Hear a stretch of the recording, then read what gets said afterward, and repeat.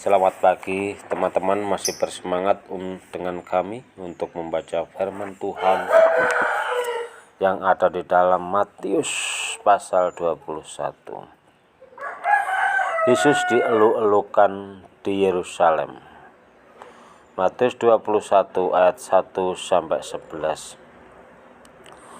Ketika Yesus dan murid-muridnya telah dekat Yerusalem dan tiba di Betfage yang terletak di Bukit Zaitun, Yesus menyuruh 2 orang muridnya dengan pesan, "Pergilah ke kampung yang di depanmu itu, dan di situ kamu akan segera menemukan seekor keledai betina, tertambat dan anaknya ada dekatnya. Lepaskanlah keledai itu dan bawalah keduanya kepadaku. Dan jikalau ada orang menegur kamu, ketahuilah, Tuhan memerlukannya. Ia akan segera mengembalikannya." Hal itu terjadi supaya genaplah firman yang disampaikan oleh Nabi. "Katakanlah kepada putri Sion, lihat, rajamu datang kepadamu, ia lemah lembut dan mengendarai seekor keledai beban yang mudah." Maka pergilah murid-murid itu dan berbuat seperti yang ditugaskan Yesus kepada mereka. Mereka membawa keledai betina itu bersama anaknya, lalu mengalasinya dengan pakaian mereka, dan Yesus pun naik ke atasnya.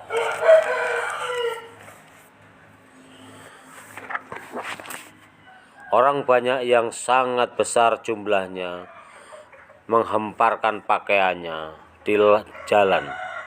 Ada pula yang memotong ranting-ranting dari pohon-pohon dan menyebarkannya di jalan. Dan orang banyak yang berjalan di depan Yesus dan yang mengikutinya, dan belakang berseru katanya, "Hosana bagi anak Daud, diberkatilah dia yang datang dalam nama Tuhan, Hosana di tempat yang maha tinggi."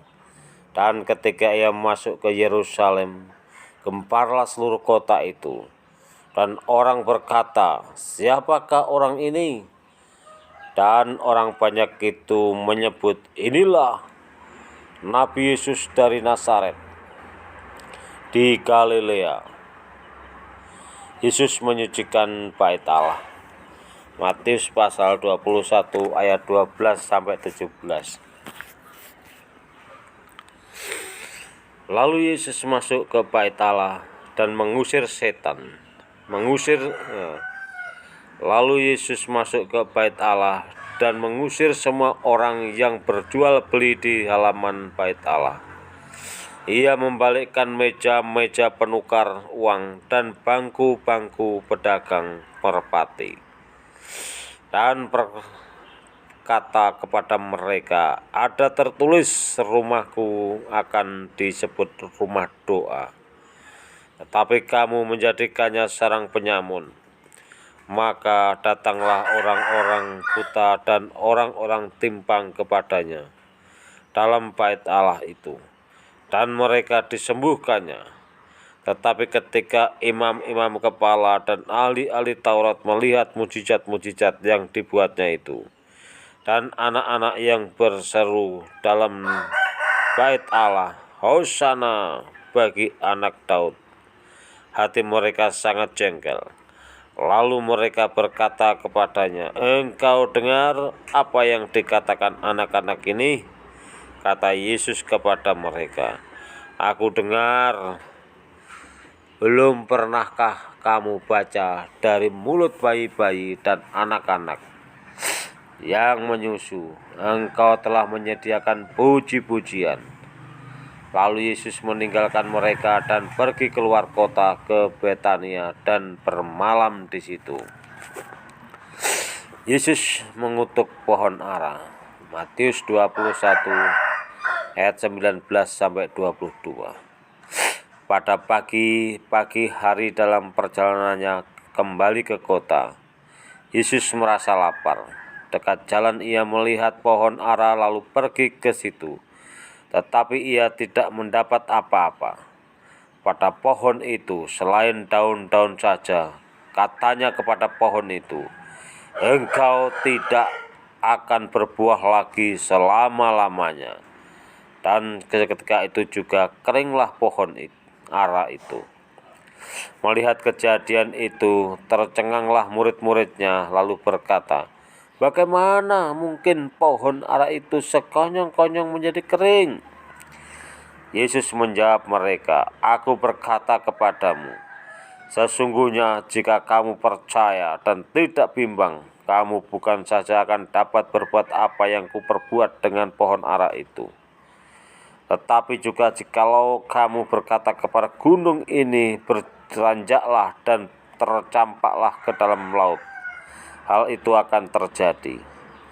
Dan apa saja yang kamu minta dalam doa dengan penuh kepercayaan, kamu akan menerimanya. Pertanyaan mengenai kuasa Yesus. Matius pasal 21 ayat 23 sampai 27. Lalu Yesus masuk ke Bait Allah, dan ketika ia mengajar di situ, datanglah imam-imam kepala serta tua-tua bangsa Yahudi kepadanya dan bertanya, dengan kuasa manakah engkau melakukan hal-hal itu? Dan siapakah yang memberimu kuasa itu kepadamu? Jawab Yesus kepada mereka, aku juga akan mengajukan satu pertanyaan kepadamu. Dan jikalau kamu memberi jawabnya kepadaku, aku akan mengatakan juga kepadamu, dengan kuasa manakah aku melakukan hal-hal itu? Dari manakah baptisan Yohanes? Dari surga atau dari manusia? Mereka memperbincangkannya di antara mereka dan berkata, jikalau kita katakan dari surga, ia akan berkata kepada kita, kalau begitu, mengapakah kamu tidak percaya kepadanya? Tetapi jikalau kita katakan dari manusia, kita takut kepada orang banyak, sebab semua orang menganggap Yohanes ini nabi. Lalu mereka menjawab Yesus, kami tidak tahu. Dan Yesus pun berkata kepada mereka, jika demikian, aku juga tidak mengatakan kepadamu dengan kuasa manakah aku melakukan hal-hal itu. Perumpamaan tentang dua orang anak. Matius 21 ayat 28 sampai 33. Tetapi apakah pendapatmu tentang ini? Seorang mempunyai dua anak laki-laki. Ia pergi kepada anak yang sulung dan berkata, anakku pergi dan bekerjalah hari ini dalam kebun anggur. Jawab anak itu, baik Bapa, tetapi ia tidak pergi. Lalu orang itu pergi kepada anak yang kedua dan berkata demikian juga. Dan anak itu menjawab, aku tidak mau. Tetapi kemudian ia menyesal lalu pergi juga. Siapakah di antara kedua orang itu yang melakukan kehendak ayahnya?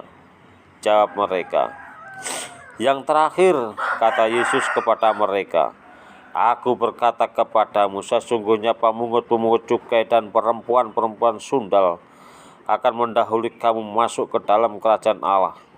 Sebab Yohanes datang untuk menunjukkan jalan kebenaran kepadamu, dan kamu tidak percaya kepadanya.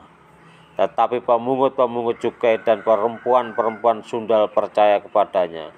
Dan meskipun kamu melihatnya, tetapi kemudian kamu tidak menyesal dan kamu tidak juga percaya kepadanya.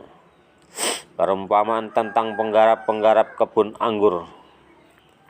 Matius 21 ayat 33 sampai 46. Dengarkanlah suatu perumpamaan yang lain adalah seorang tuan tanah membuka kebun anggur dan menanam pagar sekelilingnya.